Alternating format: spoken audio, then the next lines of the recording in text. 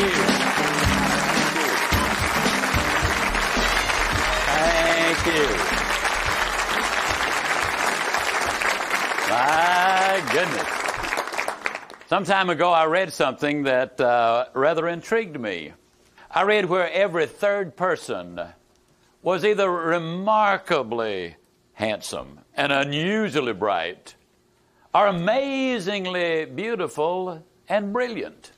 Now, what I'd like to get you to do is look directly at the person on your left. No, left. Look them over real good. Now look directly at the person on your right. Look them over real good. And since it obviously ain't either one of them,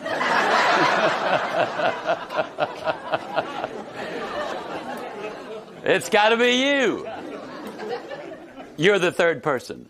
What I want you to think in terms of as being that third person, because you're remarkable in so many ways. I've got an objective this evening. The objective, basically, is to share with you how you can become the person you are intended to be, and that in so many ways you already are. My objective is to get you to make some decisions today that will give you immediate benefits. But more importantly, they'll still be giving you benefits 20, 30, 40, 50, 60 years down the road. The choices we make are absolutely incredible. I'm going to start by asking you 4 questions. First of all, how many of you honestly and sincerely believe, as a matter of fact, you're totally convinced there's something you can specifically do in the next 3 weeks that would make your personal life, your family life, and your business life worse? Can I see your hands? All right. Then how many of you believe there's something you can do in the next 3 weeks that would specifically make your personal life, your family life, and your business life better? Can I see your hand? Okay. How many of you believe the choice is yours? Okay. How many of you believe every choice has an end result? Okay. Now let me tell you what you just said, whether you realize it or not. You just said, look, I don't really care about what's happened in my past. I don't even care what my circumstances are at the moment, because there's something I can specifically do right now that will make my future either better or worse, and the choice is mine. Folks, that's an awesome realization. It eliminates the blame game. It eliminates an awful lot of things because it means you've got a choice. I love the story of the old Eskimo in the long ago. Up in the coldest region of Alaska, where they used to have dog fights every Saturday. And the old Eskimo had a black dog and a white dog. And every Saturday, those 2 dogs would just go at it big time until finally they wore each other out. And over a period of years, they'd lost their zeal for fighting. And so he retired them. And one day, one of the local villagers said, I noticed something kind of unusual. I noticed that one Saturday the black dog would win, and some Saturday the white dog would win. But I noticed that you always won yourself. Regardless of which one won, you'd always bet on him. How did you know which one to bet on? Oh, he said, it was easy. I always bet on the one I'd been feeding all week. Now, you see, there's the positive and the negative. You have a choice as to what you want to feed in your mind. As you've heard me say several times already, you're what you are and where you are because of what's going into your mind. You can change what you are. You can change where you are by changing what goes into your mind. Feed the positive and you will be positive. I'm really talking in this session about hope. Alfred Adler, the great psychologist and psychiatrist, made this statement. He said, hope is the foundational quality of all change. No hope, no change. John Maxwell put it this way.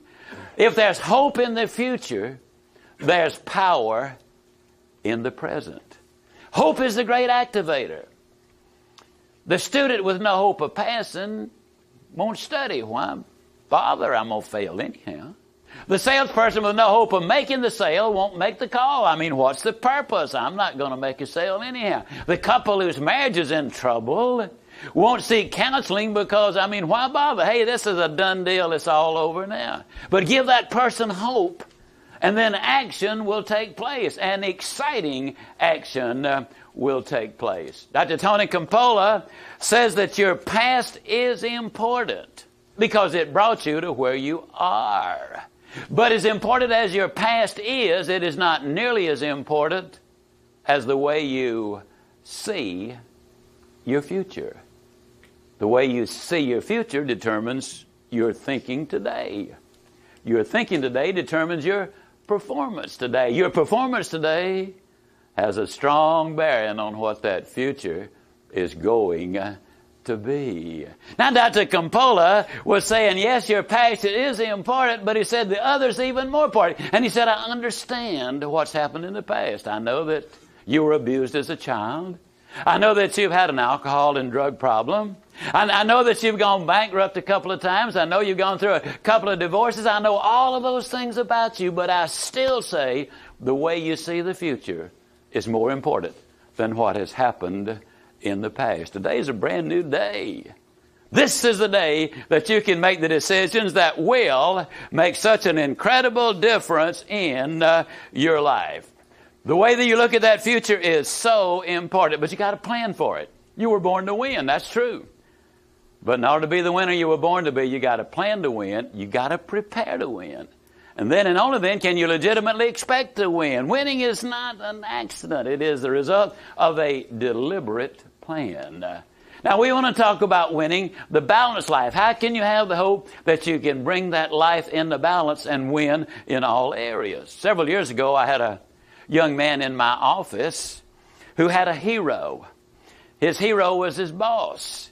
Now, the reason the young man was there was because though he was doing fairly well, or actually pretty good in his business, he was leaving home every morning at 6 o'clock. He was getting in every night at 11 o'clock. That was 6 days a week. His health was deteriorating. He had gone to sleep a couple of 3 or 4 or 5 or 6 times, going back and forth the 30-some-odd miles he had to drive. His family life was coming apart. And I mean, he was in trouble, and a friend of his had brought him in the office and said, he respects you, and if you'll talk with him, maybe you can reach him in some way. So as we sat down, I said, I understand you have a hero. He said, yes, my boss is my role model. He's the one I'm emulating. And I said, well, why are you emulating him? And he said, well, he's the most successful man I've ever known. And so I said to him, I said, well, what is success? And what I want you to do is I want you to take the part of your outline, that list at the very top of it where it says objective. And I want to kind of go down the list because you see a lot of people never analyze what the situation is. Now, we know, historically speaking, that people who keep records, for example, of what they eat, when they eat it, and the circumstances, lose more weight more quickly and keep it off longer. We know that if we were to divide this room into 2 groups, your salespeople, this group over here, you're selling the same product in the same area. This group over here keeps meticulous records on what happens on each call. This group doesn't do it. The group that keeps the records will sell lots more. Why? They're not kidding themselves. They know exactly what they are doing. They know where they are at any given point.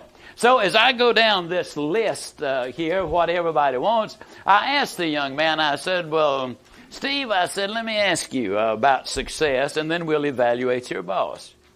If you were happy and healthy, and I want you to judge yourself as we go along, and I want you to put the mark there as we go.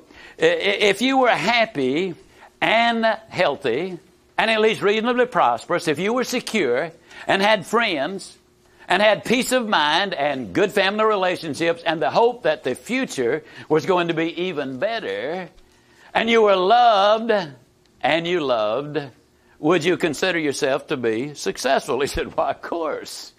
I think anybody would. Would you consider yourself successful? Okay. I said, now, let's evaluate your boss, your role model that you're following. I said to him, I said, how happy is he? And he said, well, I don't think he's happy at all. Now, I want you to mark either a plus or a minus by yours. Are you happy? And he said, well, I don't think he's happy at all. And I said, well, why? And we gave him a minus. He said, well, I almost never hear him laugh, and he seldom smiles. Besides, he's got ulcers.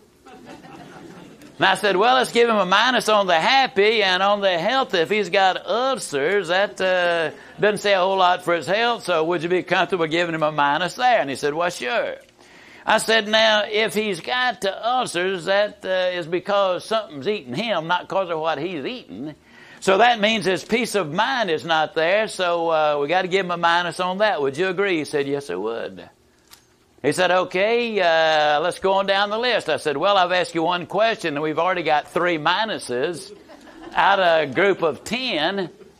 I said, I want you to start thinking in terms of maybe you have been taking the wrong advice from the wrong person. I was watching a talk show once, and this Hollywood star was on, and the host was saying to her, how do you hold on to a man? Now, here's a gal, been married so many times, she had rice marks on her face. And they're saying, how do you hold on to a man? She didn't have a clue. When you ask somebody questions, when you have a role model, look at them.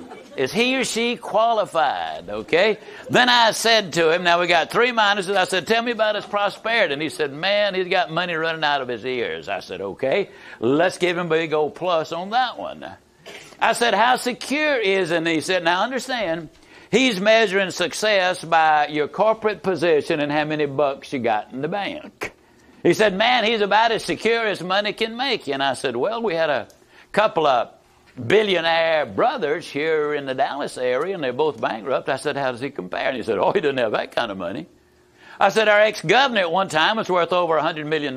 He's now bankrupt. I said, how does he compare to that? Oh, he said he doesn't have that kind of money. I said, okay, would you be comfortable if we just gave him a question mark on his security? And he said, yeah. I said, okay, how many friends does he have? And he thought a minute. He said, I don't think he's got any friends. He said, I'm not his friend. I just admire him because he's so successful. He said, actually, if you want to know the truth, the guy's somewhat of a jerk. I said, okay, we're going to give him a minus on that one. I said, tell me about his family. And he said, well, his wife's divorcing him. So I said, well, we got to give him a minus on that. I said, how much hope does he have for the future? And he said, well, before I started talking to you, I thought he had lots of hope. But he said, now I just don't know about that at all. So I said, well, would you be comfortable? We gave him, let's say, another question mark on that, or even a minus. He said, let's give him a minus. I said, okay, we got that one. I said, now, does he love anybody? And he said, yeah, he loves himself. I said, well, is he loved? And he said, far as I know, he's not. So I said, well, we got to give him a couple of more minuses, don't we? And he said, yes. Now, folks, out of the 10 factors there, we've got 1, 2, 3, 4, 5, 6, 7, 8 minuses. We got 1 plus and 1 question mark. Now, let me ask you a question. I asked the young man the same question. I said, let me ask you, knowing what you now know, as we've evaluated the situation, would you swap places with him? Long pause. He slowly stood up, extended his hand, and he said, no, I wouldn't. Would you swap places with him? About 4 years later, and then again last month, I bumped into the young man. 4 years ago, he gave me this picture. He had gotten back with his wife. They had the new little one. He'd gotten a job that his wife encouraged him to. He moved up much faster. He has, in every area of life, improved substantially. A much happier, healthier man. He's brought balance to his life. So many people think you got to give up this and give up that. Folks, when you bring it in balance, you'd be amazed at how many more things come to bear in your life. As we talk about hope, and the philosophy that we have, that you can have everything in life you want. You know, that's just a golden rule expressed another way. That's all it is. Now, some of you know I'm the luckiest man alive. I was born in L.A. That's Lower Alabama. And I was raised in Yazoo City, Mississippi. Now, a lot of people don't realize this, but Yazoo City, Mississippi is in the geographical center of the world. That's a fact. Did you know you can start in Yazoo City, Mississippi and go anywhere in the world you want to go? And the maximum distance is just 12,000 miles. And I'm not talking about Yazoo City. I'm talking about San Antonio. I'm talking about St. Louis or San Diego or Buffalo, New York. I'm talking about where you live. You're in the exact geographical center of the world. And it's no further from where you are to where you want to go than it is for anybody else. Now, the road might be a little steeper, and it might be a little more difficult for you, but understand now that you were born to win. But in order to be the winner, you got to plan, prepare, and expect. And you might say, well, Zig, things have been pretty tough for me. I don't have much of an education. Let me tell you about a young woman I have great admiration and respect for and affection for. Her name is Laurie Majors. She's been my executive assistant for 21 years. Laurie finished the 10th grade. About 5 years ago, we evaluated our key personnel, and she checked out at slightly above the master's degree level. So you can finish school. You can even make it easy. That's not true of education. You never finish it, and it is seldom easy. We've had over the years several PhDs working for us and with us. And when they write something, you know what they do? They take it to Laurie Majors for her to check the grammar and the punctuation and all of that other good stuff. She learns something every day. She reads, she listens, she attends seminars, she does things. She's following the advice of Eric Hoffer, who made this observation. He said, in times of change, the learners shall inherit the earth, while the learned find themselves beautifully equipped to deal with a world that no longer exists. To be candid, the Laurie Majors I brought aboard 21 years ago would be completely unqualified to handle the demands that her current job have for her. But she grew with it. The message, I hope, is clear that each one of us can grow. Each one of us can do things, and it really doesn't make that much difference about your background. You know, Neil Rudenstein's the president of Harvard University. His mother is a part-time waitress. His father is a prison guard. See, it ain't who your mama and your daddy are. It's who you are. It's what you do that's going to make the difference. I'm a lot more concerned about what my grandchildren think about me than about what I think of my grandparents.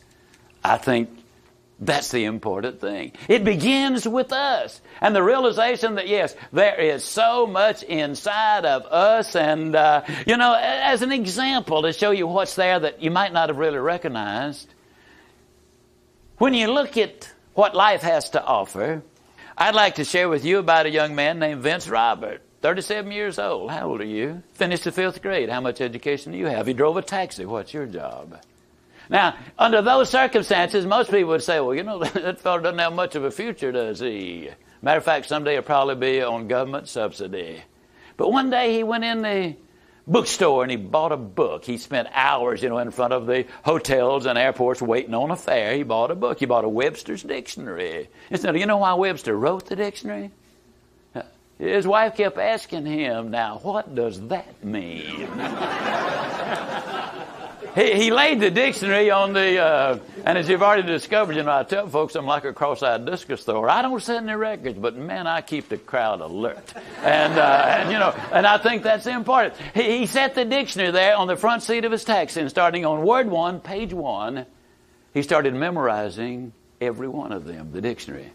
If you don't like who you are and where you are, don't sweat it. You're not stuck either with who you are or where you are. You can grow. You can change. And so what he started doing, what Vince started doing, memorizing those words, and all of a sudden he started understanding things he'd only been hearing and seeing. And he started taking every dime he could scrape up and investing in the stock market. He ended up buying the 19-car cab company today. He's a wealthy man. He travels Canada telling people how he did it. And in your own life, hope just took a big step up. Man, if that guy can do that, I can too. Now, you need to understand a couple of things. First of all, he didn't start investing one day and buy the cab company the next day.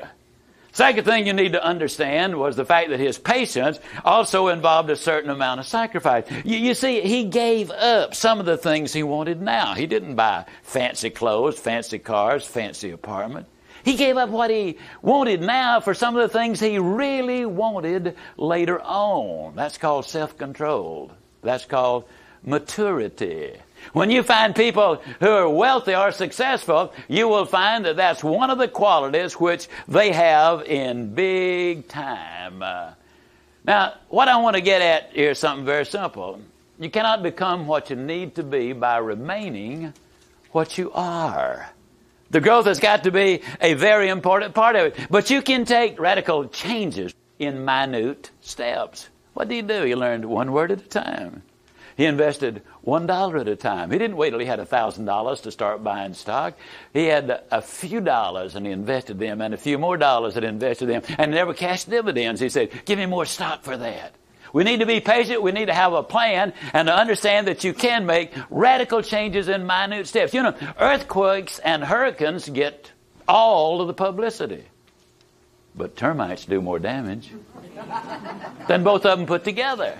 And the termite takes bites which are so small with the naked eye you can't see them. But oh, do those little boogers take lots of bites. And there are tons or millions of them.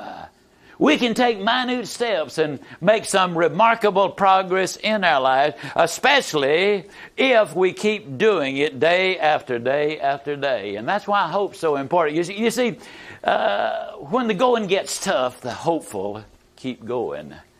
But the hope needs to be fueled with encouragement. That's why we said so many times about Automobile University, encouragement, encouragement, encouragement. Because, you know, there are some people who basically are negative and they want you to join them.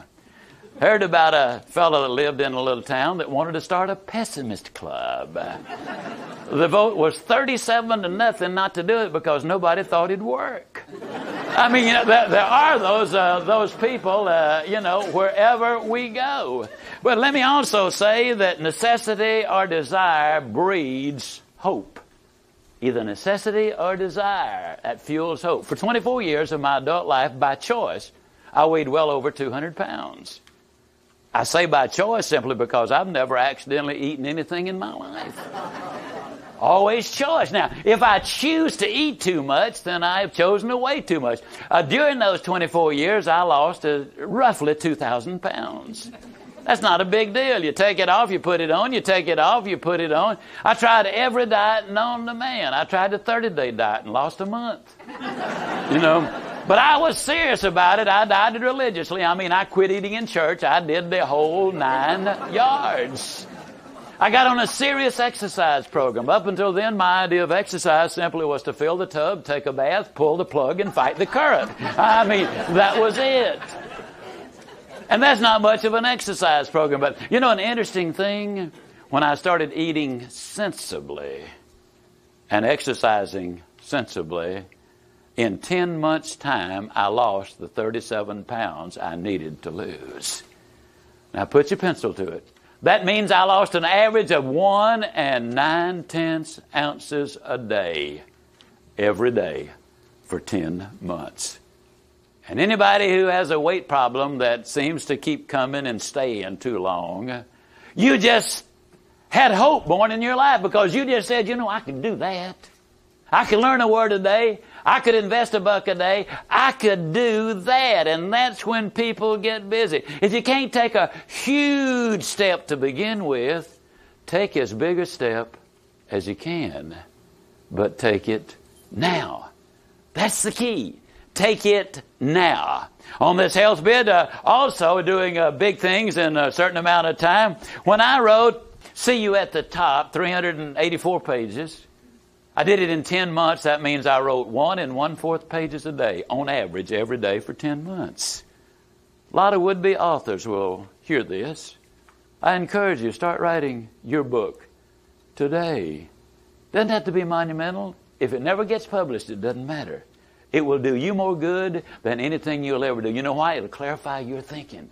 It'll clarify you and let you know exactly what you are thinking about and what your dreams and what your goals in life are. The long-range benefits of all of this are enormous. I know this will stun most of you because most people, when they see me, figure I'm probably in my early 30s or something like that. But I'm 72 and a third, folks. A few months ago, I stayed on the treadmill at the Cooper Clinic 3 minutes and 10 seconds longer than I'd been able to stay when I was 45 years old and in miserable condition.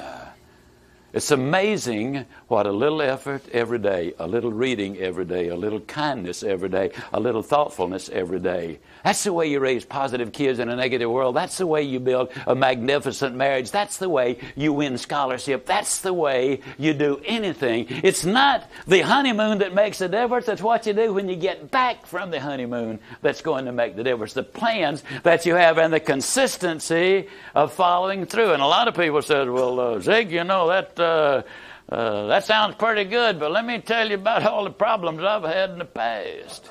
You know, people love pity parties, don't they? The problem with pity parties is very few people come, and those who do don't bring presents. I mean, it's just not a big deal for them. But instead of letting you tell me about your problems, let me tell you about 300 world-class leaders. I'm talking about Helen Keller and Clara Barton and Mother Teresa.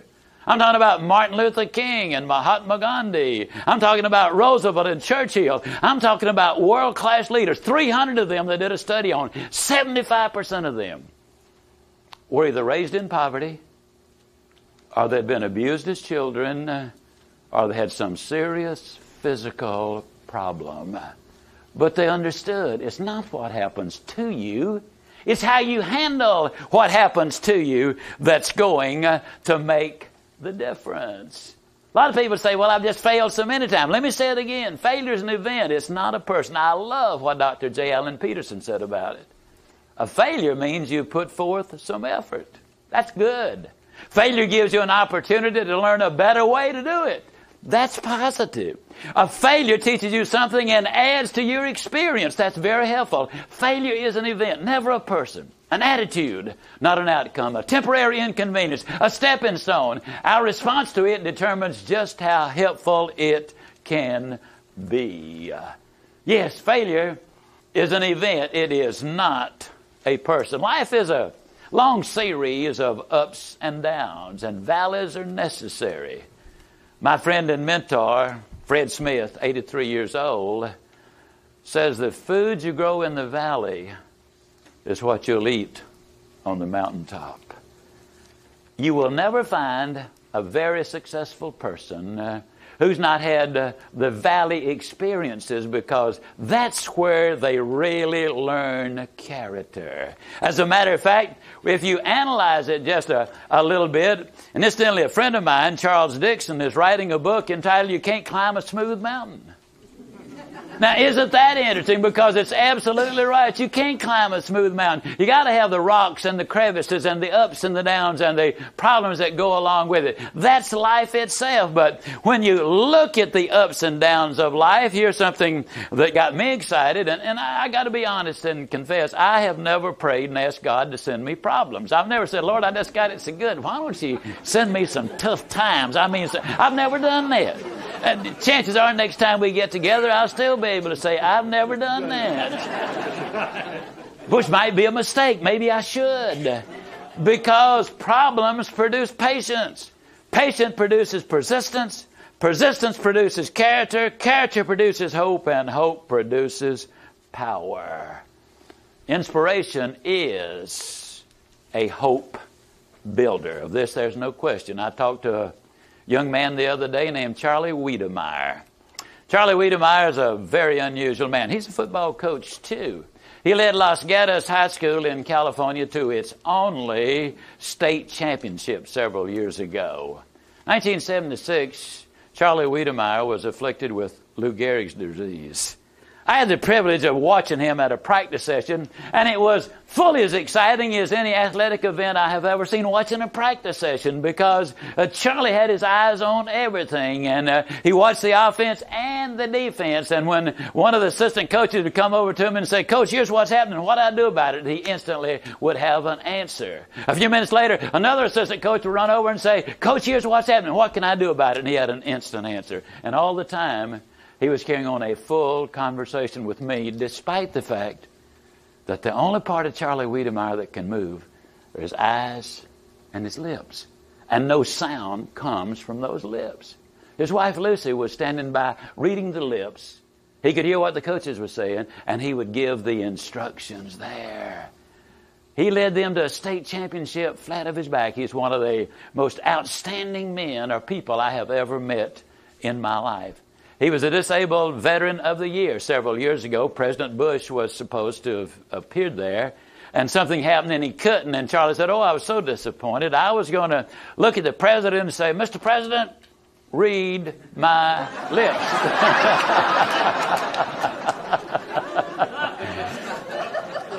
He just got back from Holland, and before he went over there, he said to his wife, "Now, honey, isn't Holland where they have all that euthanasia?" And she said, "Yes, it is." He said, "You are going to bring me back, aren't you?" But you know, when you think about what an incredible story that is, you know, here was a man who was Hawaii's athlete of the decade in the 1960s. Been flat of his back all of these years, and yet such an incredible attitude that he's got. You won't get any pity parties around him. In many ways, John Johnson is the epitome of hope. John Johnson was born in a shotgun house with a tin roof. Now, for you folks that don't know what a shotgun house is, maybe I better explain. A shotgun house simply means that you can open the front door and shoot a shotgun through it and not hit anything because it's just a shell. It was on a muddy street in Arkansas City, Arkansas. Raised in a time when racial prejudice was at the extreme. In Arkansas City, they only had the 8th grade for African American students. They were working to get to Chicago where they felt the opportunities would be greater. It took them over a year to raise the money, with John and his mother doing everything, a nickel here and a dime there. And they didn't quite make it. They had to stick around another year. And his mother kept him in the 8th grade another year. She did not want him to have the idle time. And though it was an embarrassment to him, she also didn't want him to become accustomed to taking menial jobs. Where is John Johnson today? He's one of the 400 wealthiest men in America. He's been a guest in the White House of every president since Eisenhower. He owns a number of companies. He publishes Ebony magazine. And he made this statement about hope, which is so beautiful. Men and women are limited not by the place of their birth, not by the color of their skin, but by the size of their hope. Well, where did John Johnson get his hope? John Johnson got his hope from a remarkable woman named Gertrude Johnson Williams, who was his mother. She was such a woman by means we can only imagine. She completed 3rd grade. She was then driven by poverty, by need, by want into the fields and kitchens of the Mississippi Valley. But she always lived in a valley on the other side of oppression. Her body was in the fields and kitchens, but her mind was in another sphere, in the first-class session. She was a short and forceful woman, not quite 5 feet tall, with the family bow legs, a big smile, and a will of steel. She walked straight up, her head held high, a woman of stature and quality. She had known pain and discouragement and fear. Out of all of this came a special kind of dignity. The dignity of a person who had seen a lot and survived and wasn't afraid of the future. What a marvelous role model she was. And you're thinking to yourself, boy, if John Johnson and his mother can accomplish what they accomplished, look at all the advantages and opportunities that I have today. It's absolutely remarkable, folks, what is around us and what we need to take advantage of. Do these concepts work? Where do they work? Well, fortunately, they work everywhere. I love this little example. Angeline Breitenbach is in charge of the Sand Hill Youth Center in North Carolina. They started teaching these things there. They reduced the rate of recidivism from 40% down to 6%. See, I don't care where you are and what you're doing, unless you've had a neurological disorder of some kind. When you're given hope, direction, and encouragement, people respond to that. People deep down want the things that we're talking about right now. They want to get ahead. They want to do things. But some have never been given even any kind of opportunity. I'm thinking of Danny Levy. He was an immigrant from Iran. He lived in Toronto. He was kind of a party guy. I mean, he had a little fun along the way, had a minimum wage job. He went in one day at the office and he saw a tape there, something about Sell Your Way to the Top by a strange fellow named Zig Ziglar, and he thought it was a rock singer, and this was going to be rock music. And so he took the cassette and he put it in his car, Automobile University again. And he couldn't, his English was not real good, and his Southern was even worse. And so he didn't understand all the words, but along the way he caught just a glimpse of hope. So a lot of times that's all a person needs, is just a glimpse to get them started. And the first step is the big step. He went to the library that weekend. He listened to that tape 20 times, and he'd write down the words he didn't understand, and he'd get the dictionary out, and he would look them up. On Monday morning, he went back in, and he borrowed the rest of the tapes in the set from one of his buddies, and he started listening over and over, back and forth, and his whole work attitude changed. He started coming in early, looking for things to do, got excited about the minimum wage job, and pretty quickly they moved him up and up and up. And in 3 years' time, he became a partner in the firm. The youngest, fastest time it had happened. When hope enters the picture, then things happen in people's lives. If there is no hope, then it's safe to say there really is no future.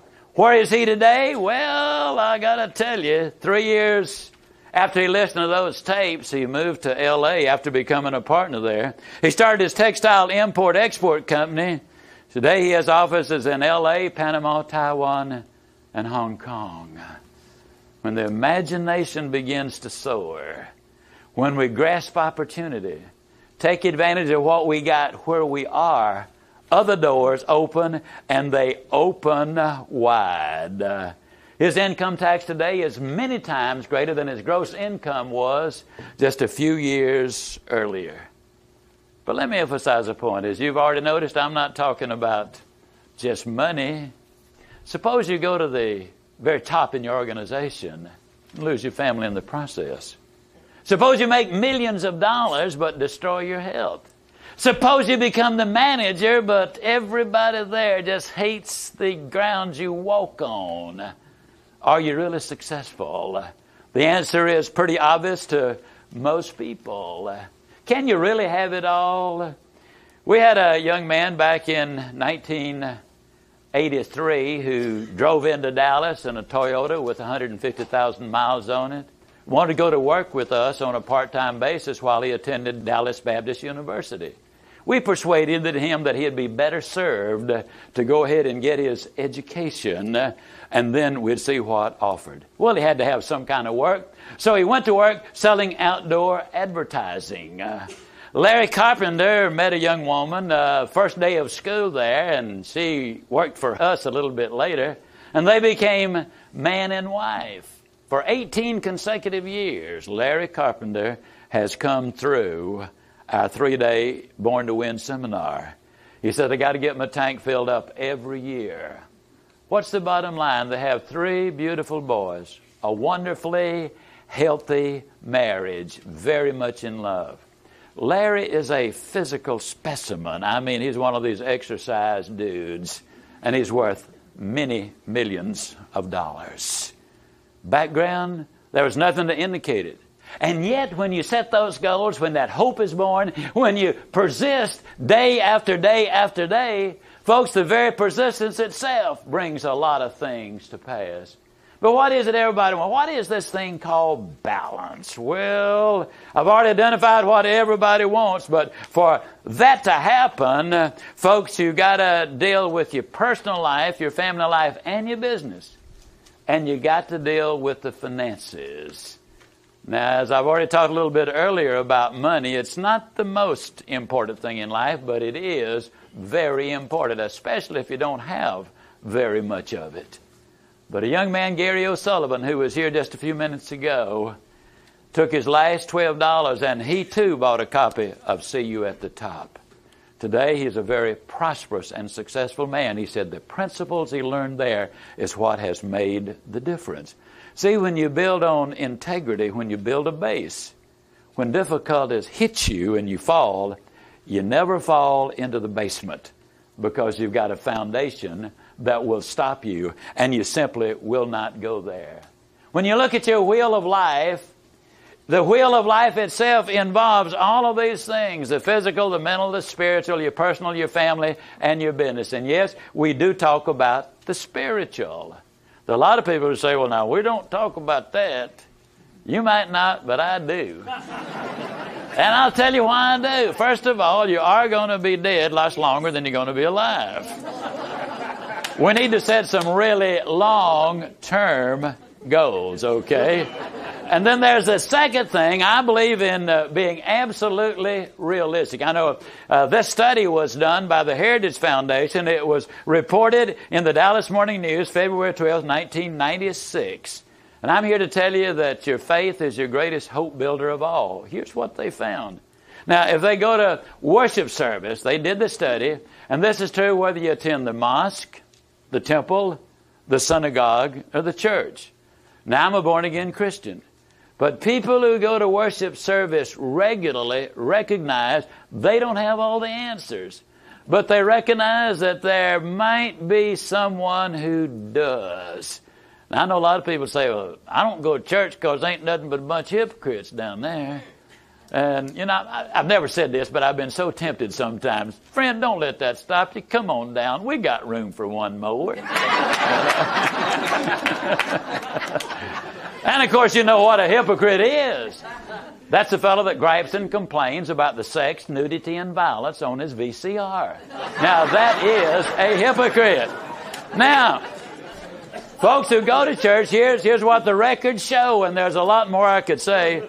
But regular worship service reduces suicide, drug and alcohol abuse, crime, out-of-wedlock births, divorce. Far happier and healthier people go. Lower rate of depression, higher self-esteem, longer and happier marriages. And you can't believe what they put in the Dallas Morning News, but it's right there. Better sex. I mean, it's there. I mean, it ain't a bad deal, folks. It really ain't. And there's, I can understand, you know, I know at our church admission is free, and I understand that's fairly well standard. But listen to something else here.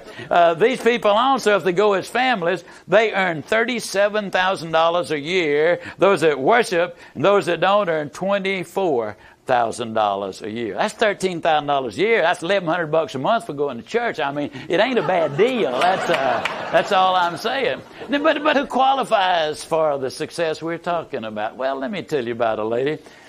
I used to put on the cookware demonstrations. You know, the waterless cookware, and the hostess invites all the folks in. And after several years of it, I got semi-smart, meaning I hired some help. You know, I ran an ad in the paper in Columbia, South Carolina that I wanted somebody, and it was one of those high-tech jobs. I wanted somebody to do the cooking, wash the dishes, clean the kitchen, and help serve the meals. Well, a young lady named Jerry Arrowwood applied for the job. Now, Jerry was helping support her three daughters at that point by taking in sewing and by baking cakes. Does that tell you anything about her personality?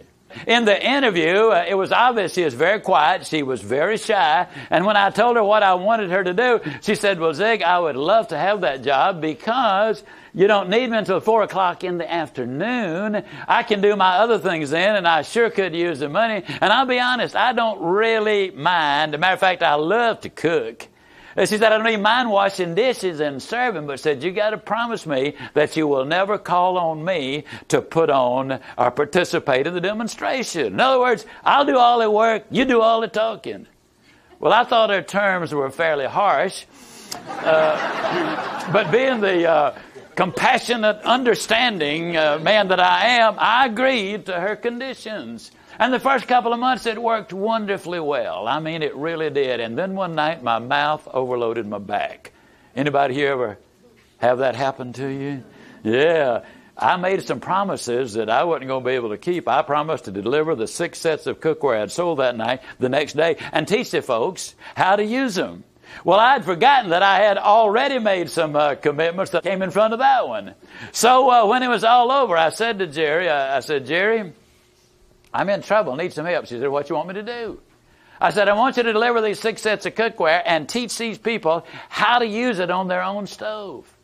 Now, most of you who will ever see this won't understand my next statement, but sheer terror appeared in her eyes. She got nervous. She said, I can't do it, I can't do it. I said, you can't do what, Jerry? She said, I can't deliver that cookware and teach those people how to use it on their own stoves. I said, Jerry, every night for the last 2 months, that's what you've been doing. She said, yeah, but you're always around, and if I foul up, you'll bail me out. I just can't do it. Whew. Boy, I tell you, I was in a spot. Fortunately, we had about a 30-mile drive back to her home.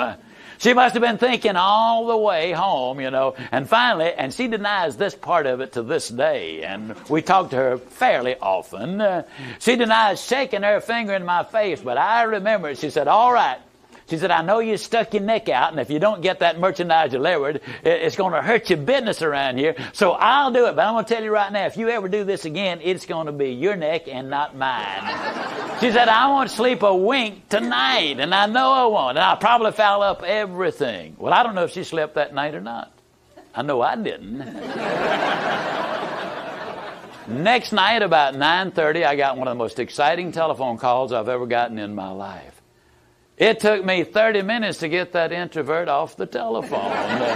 She gave me a step-by-step, word-by-word, procedure-by-procedure description of everything that happened. She said, Zig, when I got to the first house, they had coffee and dessert waiting on me. We had a wonderful visit. They told me how personable and professional I was. They invited me to come back later, bring my girls, and they said, we'll cook the meal. 3 people had coffee and dessert waiting on her, and she gave me the whole story there. I got to tell you something, folks. It didn't happen that week, that month, or that year. But less than 5 years later, Jerry Arrowwood was the vice president in charge of sales training of a multi-million-dollar cosmetic company. What happens? To this day, I regret not keeping the name and address of that couple, that first couple, who had given her those words of encouragement. Professional, personable. She had never seen that picture of her. She started learning and growing. She developed a keen sense of humor. Now, I got to point something out. I'm absolutely certain that on the way home that night, she wasn't thinking, you know, Zig has been telling me that I can have everything in life I want if I just help enough other people get what I want. And I want to be the vice president in charge of sales for a multi-million-dollar cosmetic company. And if I deliver these 6 sets of cookware, that's what's going to happen. Obviously, that's insanity, is it not? Today, Jerry and her husband, Bob Valberding, are in San Rafael, California. They manufacture cosmetics for private label companies that want a superior product with their own label on it. Folks, it ain't where you start that counts. It's where you go. I believe that inside of every human being there is incredible potential. And that potential, ladies and gentlemen, can be brought out.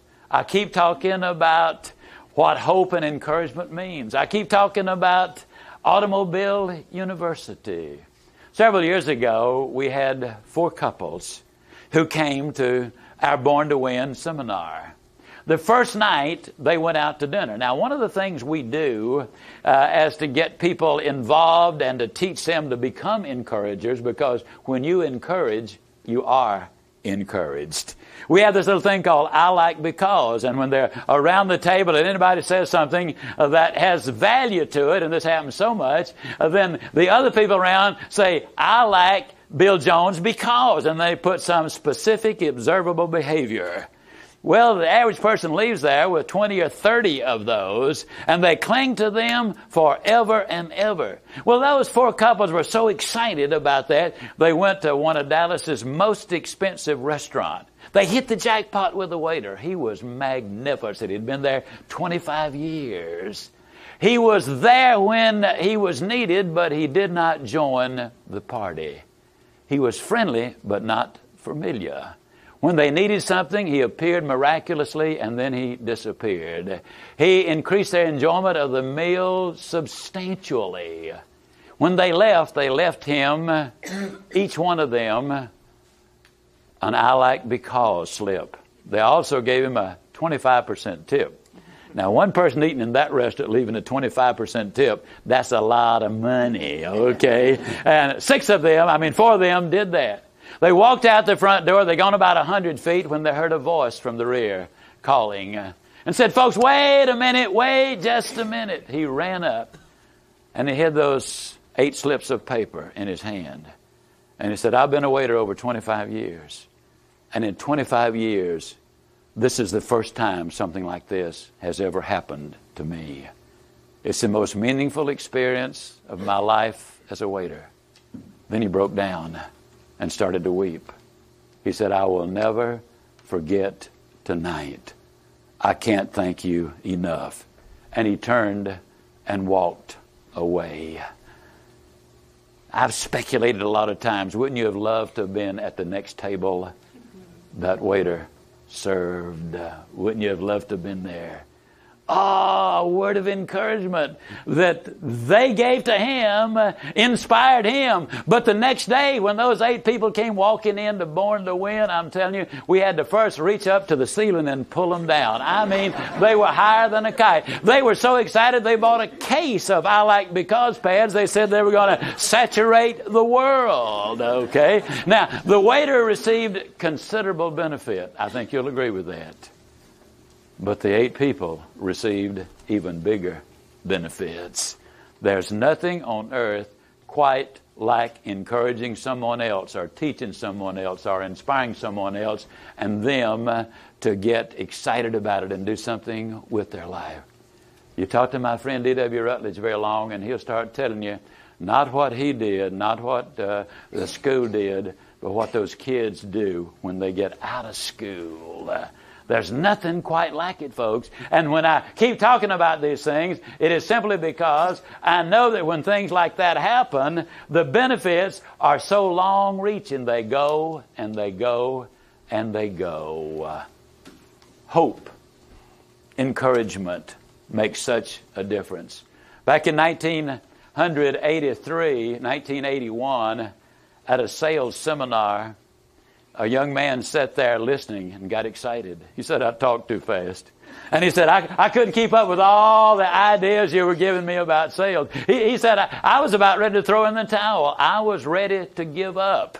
And he said after each break, it's one of those all-day seminars, and he said after each break, I'd go back to your product table and I would just stand there and drool over what you were saying. And, I wanted to settle those tapes so bad, but they cost $100, and I only had $100 left on my credit card.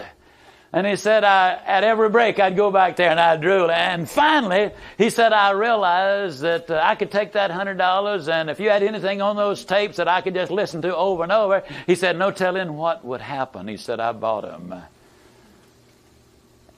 The young man and his wife and his partner and his wife, his name is Brian Bélanger. That's French in case you didn't catch it there. And his partner, Roy Cernick, just a couple of years after he started this, formed their own company with their wives. Today they have 62 offices, 752 staff members, 156,000 clients, $4 billion under management, and the employees started a charitable foundation 4 years ago, and each year they have contributed $150 $1,000 to that foundation. You see, folks, what you do can make an incredible difference. A word of encouragement, a word of hope can do it. A number of years ago, I was riding down LBJ, and I heard the radio where a gentleman had been promoted to president of his corporation. He's a friend of mine, so I stopped in to see him just to congratulate him. When I walked in, he said, "Come on in, Zig, sit down, I want to talk to you." And I said, "Well, I know you're probably busy in this new promotion you've got." But he said, "No, sit down, you deserve a lot of the credit for it." And I said, "Well, I got time for that." He just came up with a very interesting subject. He said, you know, Zig, he said, "I'm one of those lucky human beings. I married the right person. We went to the right schools. We attend the right church, whatever that is." And he said, "We've always had a good relationship." But he said, "You know, Zig, as I watched you and your wife and the way you treated each other and the way you responded to each other and the way you courted each other," he said, "I realized that though you were several years older than I am, many years older, you seem to have more fire and passion for your wife than I did for mine." So he said, "I decided that I was going to do something about that. I started doing the little things you do. I started opening her car door. I started calling her on my breaks. I started sending her little notes. I started doing the little things." And he said, "You know, Zig, about a month later, the people around the company started asking, 'Well, wonder what's going on here, what's happening?'" He said, "Zig, I can look you right in the eye and say, I honestly believe I'm now the president of this company because the relationship, the encouragement that my wife has given me is the direct result that I am here." The hope he received that marriage could be fun regardless of the number of years that have been involved. The difference he saw when he was happier at home doing the things that we all need to do is what made the difference.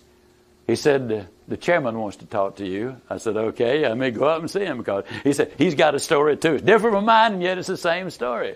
Well, I went upstairs, and the chairman was there, and when I walked in, he said, "Zig, sit down, I want to talk to you." He said, "You see that telephone over there?" And I said, "Yeah." He said, "The only people that know that number are my family."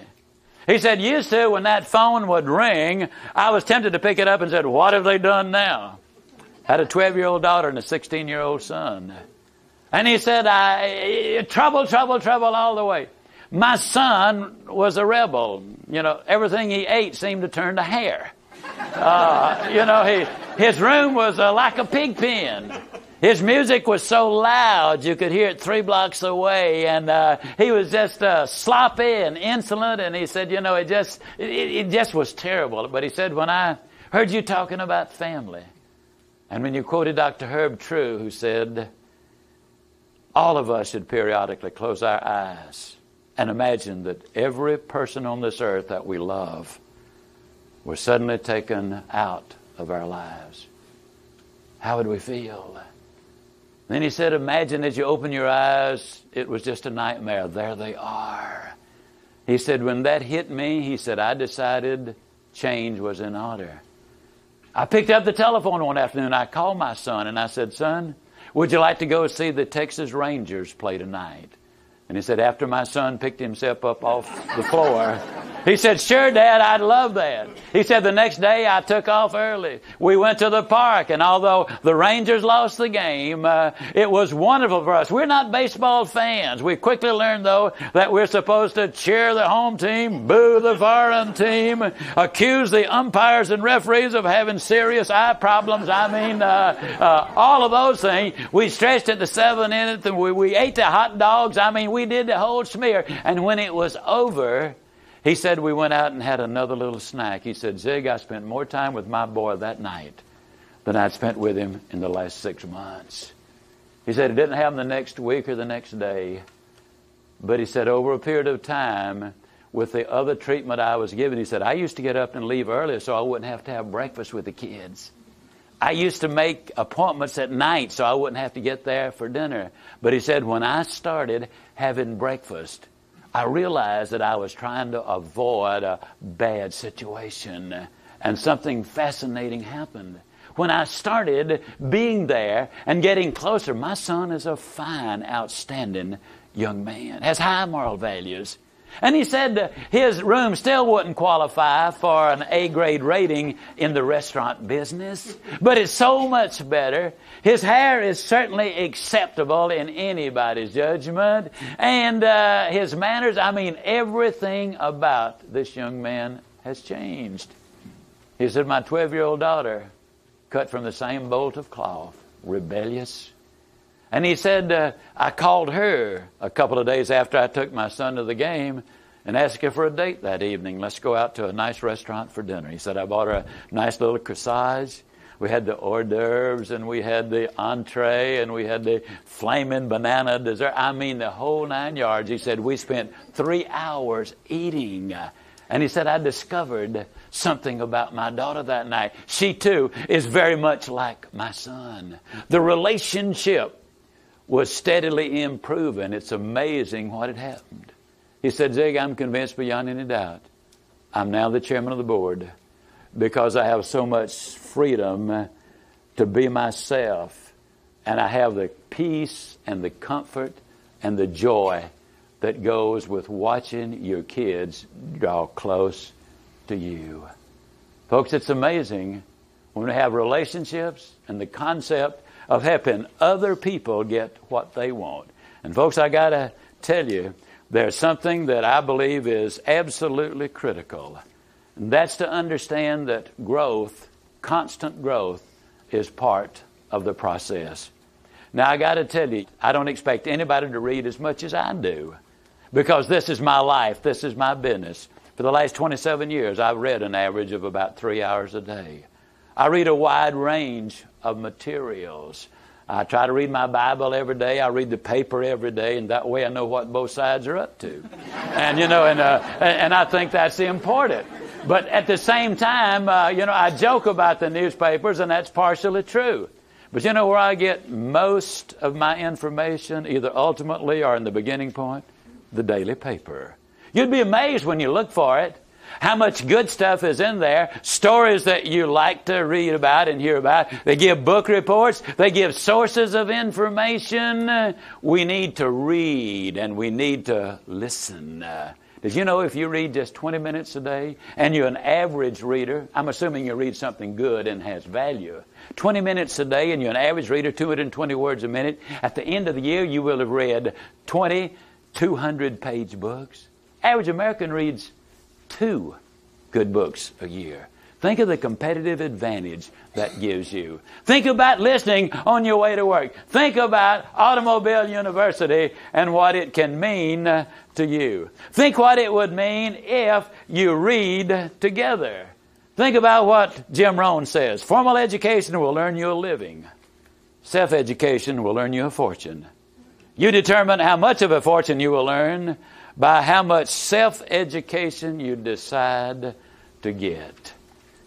I encourage people to get all the formal education they can. Nothing thrills me much more than to get a letter from some 70-year-old person who writes in and says, you know, when I was 65, I went back to school. I now have my degree. That thrills me. But we can learn every day of our lives. The final thing I'm going to say along these lines, Dr. Smiley Blanton says this.